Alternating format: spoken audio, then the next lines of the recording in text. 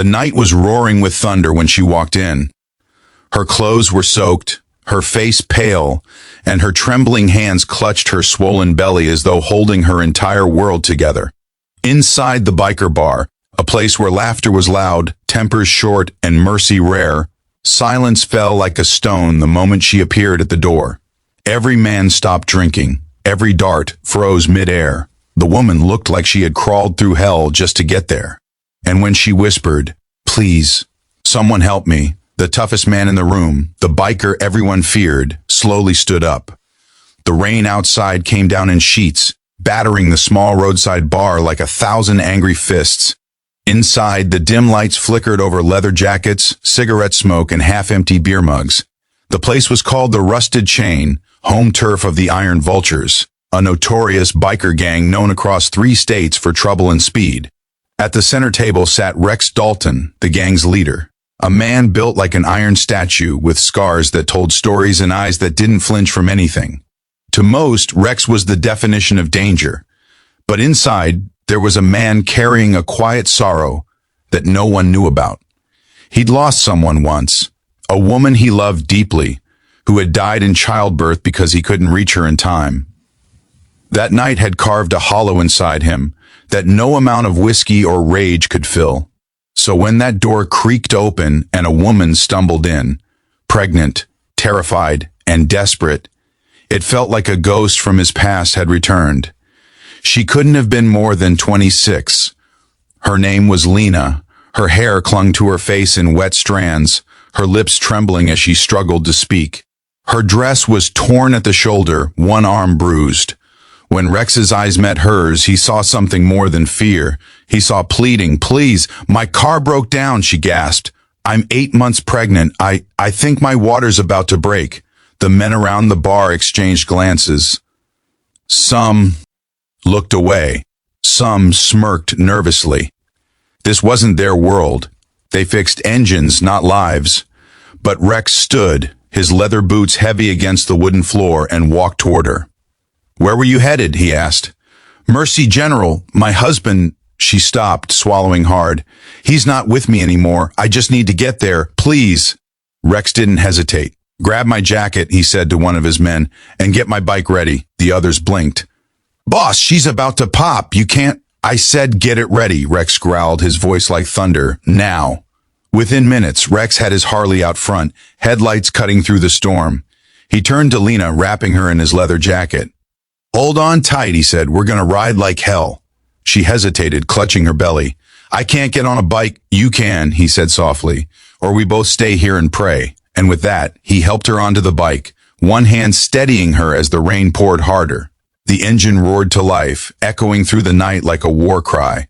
The others watched in silence as Rex Dalton, the man who never helped anyone, tore down the highway with a pregnant stranger on his back. Every turn was slick, every mile a gamble. But he didn't care. All he could hear were her soft cries, her breath shallow, her hands gripping him tighter every second. As they rode through the storm, flashes of memory hit Rex like lightning. He remembered the hospital that night, the nurse shaking her head, the sound of a newborn's faint cry that never reached his arms. He'd promised himself he'd never get close to that kind of pain again. But here he was, risking his life for a stranger. Maybe because deep down he wanted to rewrite the ending of a story that had broken him years ago. "Hang in there," he shouted over the roaring wind. "We're gonna make it." I can't," she sobbed. "The pain—" "Yes, you can. Just a few more miles." But before they could reach the next turn, Lena screamed. The bike wobbled. Rex stopped hard by the roadside, heart pounding. Her water had broken. "Damn it," he muttered, scanning the road. No cars, no lights, just trees and rain.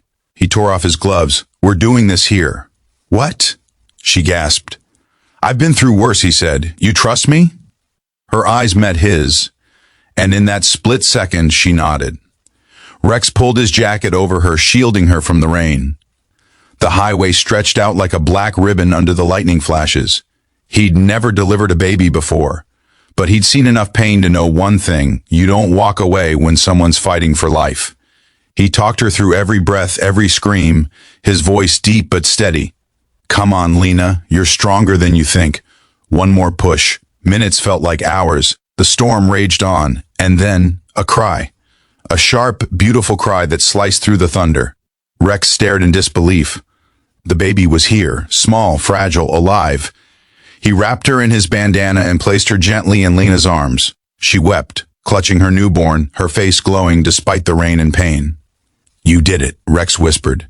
"No," she said weakly, "we did." For the first time in years, Rex smiled. A real smile. Rex flagged down a passing truck and rode with Lena to Mercy General. The doctors rushed them inside. He stood there, soaked to the bone, not saying a word. He didn't even know her last name. A nurse asked, "Sir, are you family?" He hesitated, then nodded. "Yeah, you could say that." Hours later, as the sun broke through the clouds, Lena woke to find him sitting by her bed holding the baby. His leather jacket was draped over the crib. "You stayed?" she whispered. "Wouldn't feel right leaving." She smiled faintly. "I don't know how to thank you." "You already did," he said quietly, looking at the baby.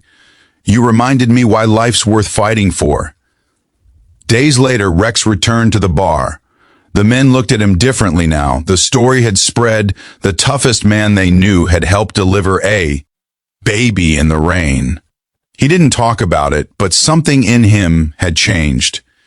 Every month he'd ride to Mercy General to bring baby supplies. He never told anyone why, and every time he saw Lena and her daughter, he felt a peace he hadn't felt in years. The world still saw him as a biker, rough, scarred, dangerous, but somewhere deep inside, he'd found something worth more than pride or rebellion. He'd found redemption. Years passed. The iron vultures dissolved. The rusted chain shut down. But one man still rode the same highways, not as a gang leader, but as a guardian angel on wheels. One summer evening, a little girl ran up to him outside the hospital, laughing, calling, "Uncle Rex!" He lifted her into his arms, the sun reflecting off his old Harley parked nearby. Lena stood a few feet away, smiling, grateful, proud, alive. Rex looked at the sky, his eyes glistening. Somewhere up there, he hoped the woman he once lost was smiling too. Because he had finally done what he couldn't before. He had saved a life. And in doing so, he had saved himself. Sometimes angels don't have wings. Sometimes they ride motorcycles through the storm. And sometimes, the people who seem the toughest are the ones carrying the kindest hearts. Compassion is the loudest roar in a world full of noise.